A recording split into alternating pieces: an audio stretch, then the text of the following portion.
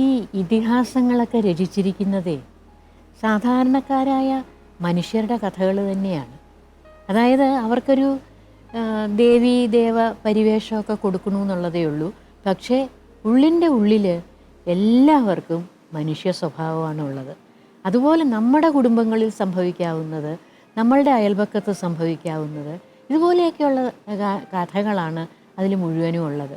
ഇപ്പോൾ കൗരവരുടെയും പാണ്ഡവന്മാരുടെയും കഥകൾ പറഞ്ഞാൽ ഈ വലിയ വലിയ കൂട്ടുകുടുംബങ്ങളുണ്ടല്ലോ, ആ കൂട്ടുകുടുംബങ്ങളിൽ ഇതുപോലെയുള്ള രണ്ട് ശാഖകൾ, അവർ തമ്മിൽ ചേരിതിരിഞ്ഞുള്ള വഴക്കുകൾ, പകവീട്ടലുകൾ, പിന്നെ ഒരു വാക്തർക്കങ്ങൾ, യുദ്ധങ്ങൾ, ഇതൊക്കെ പലപ്പോഴും സാധാരണമായിട്ട് നമ്മുടെ ജീവിതത്തിലും കാണാവുന്നതാണിതെല്ലാം. പാണ്ഡവന്മാരും കൗരവന്മാരും അവർ കുട്ടികളായിരിക്കുന്ന സമയത്ത് ഏത് നേരവും ഇവർക്ക് വഴക്കിടാനേ നേരം ഉണ്ടായിരുന്നുള്ളൂ.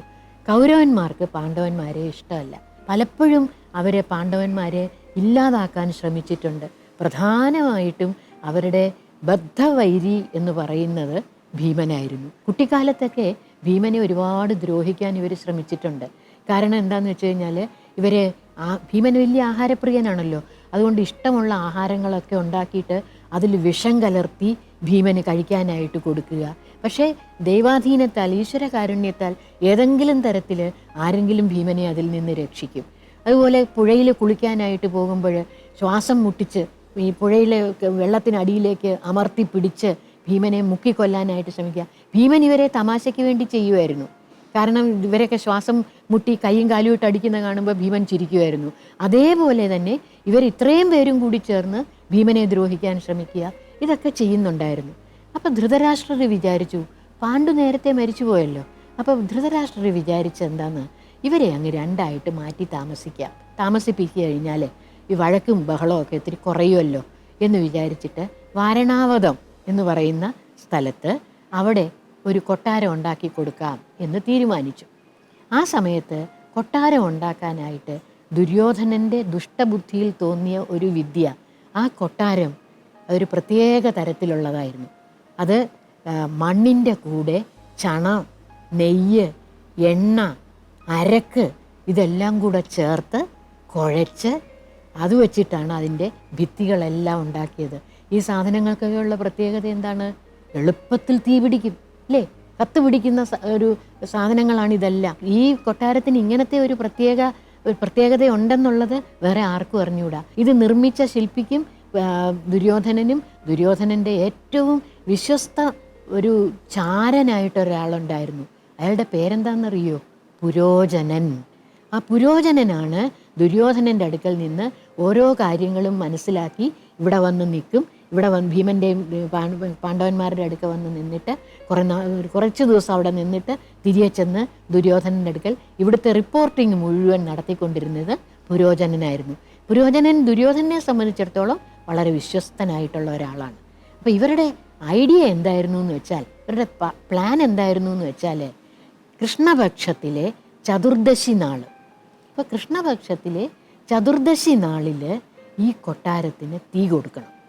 തീ കൊടുക്കുമ്പോൾ ആരും അറിയാതെ അത് തീ കൊളുത്തി കഴിഞ്ഞാൽ പാണ്ഡവന്മാരും കുന്തിയും അതിനകത്ത് കിടന്ന് മരിച്ചു വെക്കുള്ളൂ എന്നുള്ളതായിരുന്നു ഇവരുടെ പ്ലാൻ. പക്ഷേ ഇതിനൊക്കെ എവിടെയും പറയില്ലേ, നല്ലവർക്ക് വേണ്ടിയിട്ട് ഒരു ഈശ്വരൻ എവിടെയെങ്കിലും ഒരു പ്ലാൻ, എവിടെയെങ്കിലും ഒരു അതിനൊരു പോംവഴി കണ്ടുപിടിക്കും എന്നുള്ളത്. വിതുരരുടെ മനസ്സിലാണ് ഇതിന് സംശയം തലപൊക്കിയത്. വിതുരർ വളരെ പാണ്ഡവന്മാരുടെ ഒരു അഭ്യുദയകാംക്ഷിയായിരുന്നു വിതുരർ. ഈ രഹസ്യ പദ്ധതി മനസ്സിലാക്കിയിട്ട് ഒരു ഖനകനെ അയക്കും അരക്കില്ലത്തിലേക്ക്, വാരണാവതത്തിലേക്ക് അയച്ചിട്ട്, ഖനകൻ എന്ന് പറയുന്നത് ഖനനം ചെയ്യുന്ന ആളാണ്. നമുക്കറിയാമല്ലോ, ഭൂമിക്കടിയിലേക്ക് കുഴിച്ചു പോകുന്ന ഖനി എന്ന് പറയുന്നത് നമ്മൾ കേട്ടിട്ടില്ലേ? അതേ അർത്ഥം തന്നെയാണ്. അങ്ങനെ കുഴിച്ച് തുരങ്കം ഉണ്ടാക്കി പോകുന്ന ഒരാളിനെയാണ് ഖനകൻ എന്ന് പറയുന്നത്.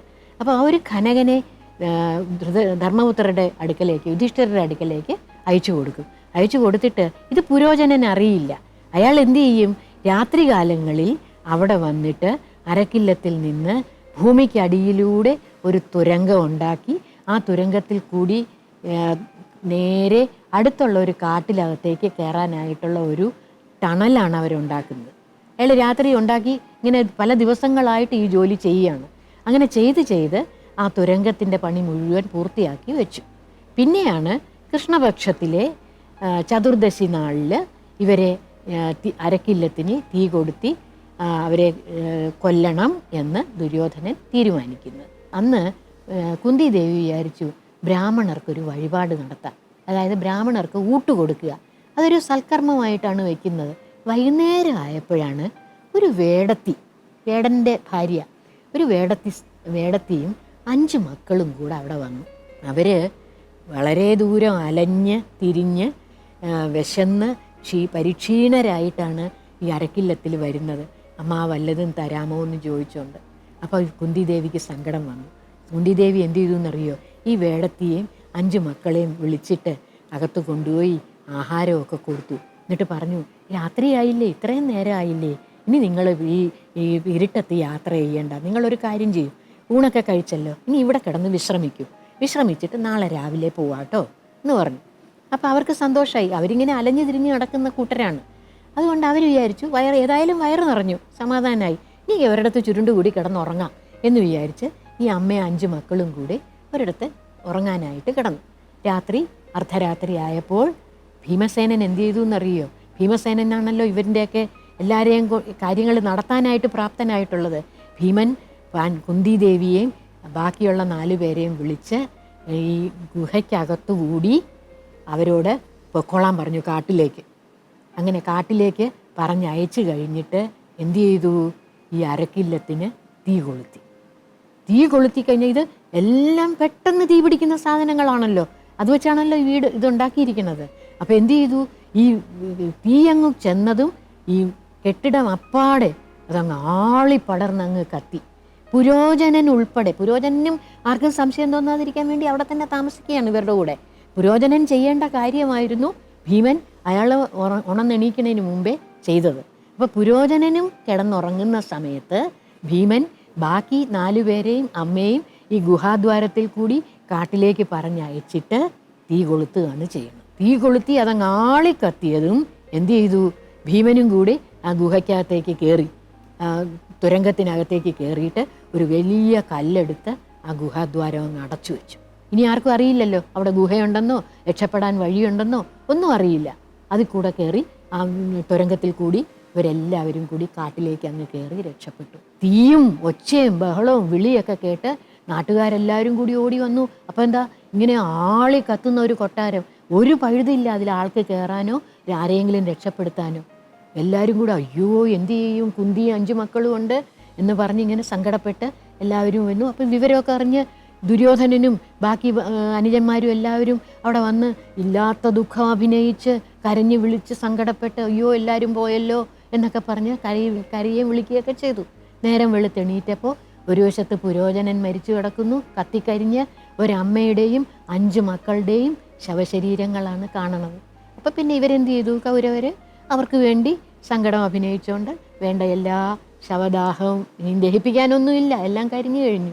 അവർക്ക് വേണ്ട ചരമക്രിയകളും അന്ത്യക്രിയകളും എല്ലാം ചെയ്ത് ഉദകക്രിയകളൊക്കെ ചെയ്ത് എല്ലാവരെയും ബോധ്യപ്പെടുത്തി. ഇനി ഞങ്ങൾ മാത്രമേ ഉള്ളൂ എന്ന് പറഞ്ഞ് സങ്കടപ്പെട്ടു. ഇവർ തുരങ്കത്തിൽ കൂടി കാട്ടിൽ ചെന്ന് കഴിഞ്ഞിട്ട് അപ്പോൾ ഇവർക്ക് തോന്നി ഇനി ഏറ്റവും നല്ലത് പാണ്ഡവർ എന്നുള്ള പേരിൽ അറിയണ്ട, അവർ അജ്ഞാതവാസത്തിലേക്ക് അങ്ങനെ പോവുകയാണ്. ഇനിയാണ് ഒരുപാട് സംഭവ പരമ്പരകളുടെ ചുരുളുകൾ അഴിയാൻ പോണത്. നമുക്ക് പിന്നെ കാണാം കേട്ടോ.